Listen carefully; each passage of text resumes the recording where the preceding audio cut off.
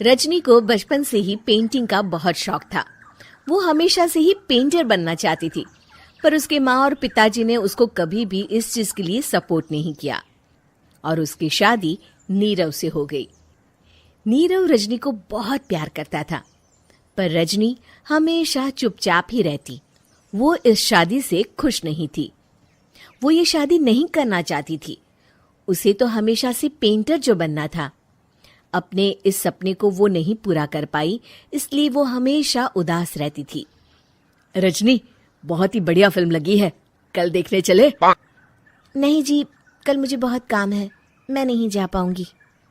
अच्छा तो कोई बात नहीं, संडे को चलते हैं।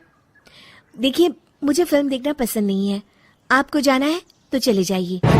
नीरव को मना करके रजनी वहां से चली जाती है और अपने बैग को खोलकर उसमें बंद पड़े ब्रश और कलर्स को देखकर रोने लगती है। रजनी, चलो ना कहीं बाहर खाने चलते हैं, कुछ तुम्हारी पसंद का।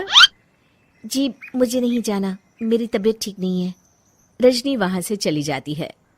नीरव को समझ नहीं आता कि रजनी उससे इतना दूर क्यों रहती है। वो जब भी उसके साथ वक्त बिताना चाहता है, रजनी कोई ना कोई बहाना बना देती है। एक दिन घर पर कोई नहीं था। रजनी घर का सारा काम जल्दी से खत्म कर लेती है। घर पर अकेले होने के कारण वो सोचती है कि वो आज पेंटिंग करेगी। वो अपने कमरे में जाकर पेंट ब्रशेस और कलर्स निकालकर जैसे ही कलर मिक्स कर रही होती है कि दरवाजे पर बेल बज जाती है। अब कौन आ गया इस वक्त? इतनी मुश्किल से तो मुझे पेंट करने का मौका मिला है। रजनी दरवाजा खोलती है तो उसकी सास अपनी सहेलियों के साथ खड़ी होती है और सब घर के अंदर आ जाते हैं। अरे बहू, सबको शरबत बनाकर पिला दे, बाहर तो बड़ी गर्मी है। उफ। जी। रजनी पेंट ना कर पाने से उदास हो जाती है। उसे गुस्सा भी आ रहा होता है कि उसने इस शादी के लिए हाँ क्यों कह दी। वो रसोई में जा रही होती है कि उसकी सास उसे रोकती है।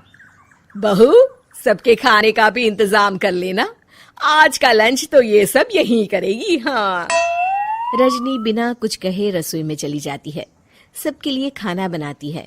सब खाना खाते हैं और रजनी घड़ी देखती है कि ये सब कब जाएंगे ताकि वो अपनी पेंटिंग कर सके। जब शाम होती है तब सब चले जाते हैं अपने घर। अरे बहू, सब तेरे खाने की तो बहुत तारीफ कर रहे थे, सबको बहुत अच्छा लगा खाना।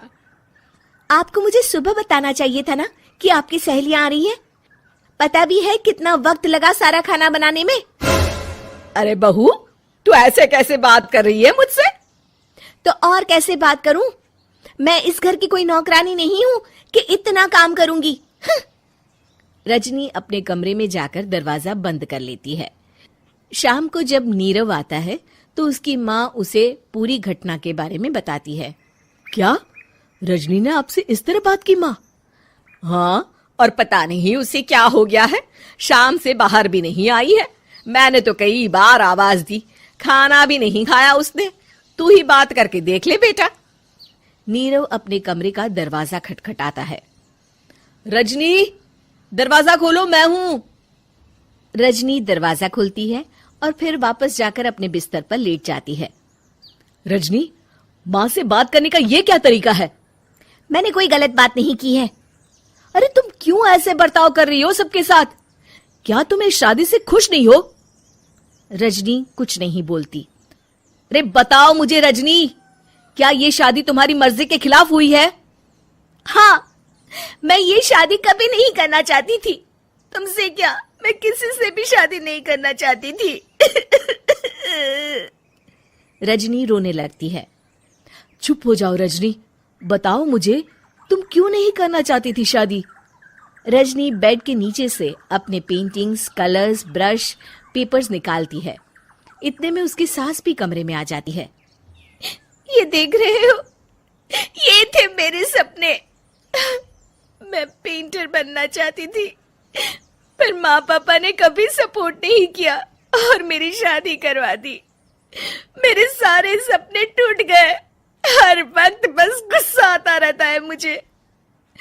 मैं जानती हूँ कि आप लोगों की इसमें कोई गलती नहीं है, पर मैं क्या करूँ, मुझे समझ में नहीं आता।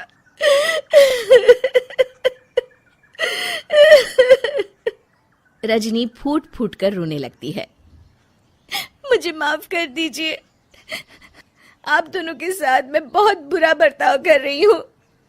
अरे रजनी बेटा चुप हो जाओ तुम। नीरव पानी लेकर आता है। ये लो पानी पियो और शांत हो जाओ। रजनी पानी पीती है और उसकी सास पेंटिंग्स देख रही होती है। अरे नीरव, हमें तो पता ही नहीं था कि हमारी बहू कलाकार है। अरे कितनी अच्छी पेंटिंग्स बनाई है, देखो तो। ये वाली तो मैं अपने कमरे में ले जाऊंगी। आपको ये पेंटिंग्स अच्छी लगी? अच्छी नहीं, बहुत अच्छी लगी। और तुमने हमें बताया क्यों नहीं? तुम जब चाहे पेंटिंग कर सकती हो रजनी। हम तुम्हारे सपनों को पूरा करने में तुम्हारा पूरा साथ देंगे। हाँ बेटा, हम कला की कद्र करते हैं। हम कलाकार तो नहीं, पर मुझे गर्व है कि मेरी बहू एक कलाकार है। रजनी, नीरव और सास तीनों हंस पड़ते हैं।